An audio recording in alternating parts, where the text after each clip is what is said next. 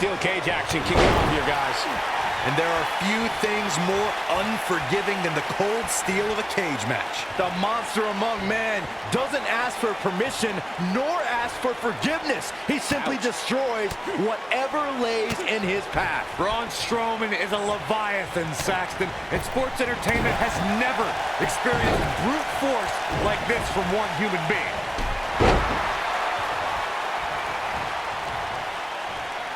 Oh, man. German suplex. Oh, look at this. Second suplex. This is not going to be good. Oh, incredible height.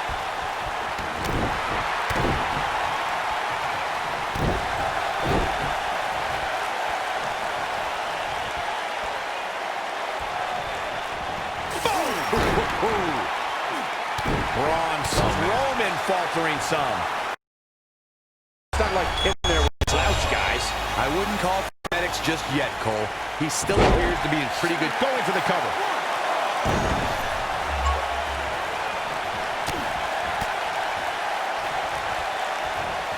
Oh, Corey, he unloaded there. Here he goes. To tear the features clean off your face. Got every ounce of that one. This could be over. The rivalry between Ultimate Warrior and Ravishing Rick Rude began during the Super Pose Down at the 1989 Royal Rumble. Then it progressed to where both superstars battled over the Intercontinental Championship. At SummerSlam 90, the rivals met inside a 15-foot-high steel cage for the WWE Championship. Victory could be achieved by pinfall or escape from the cage. Oh boy, he is rolling. Corey, the WWE...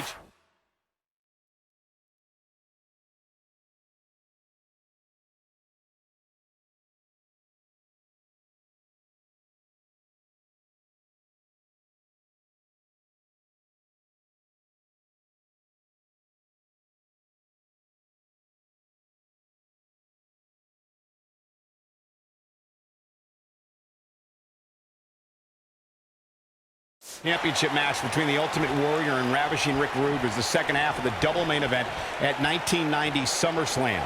The rivalry between the Warrior and the Ravishing One was so heated that no one knew what to expect once the two men were able to battle inside a steel cage, which at the time was the most grueling match in all of WWE. The Ultimate Warrior dominated early on with his incredible strength.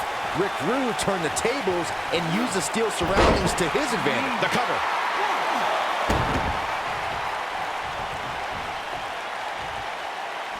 Impact.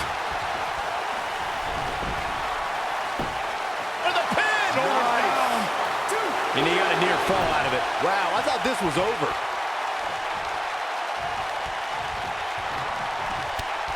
Big knee. Oh, man!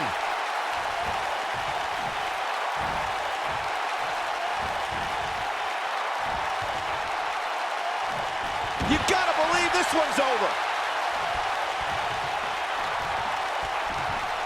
At the arm. Beautiful technique.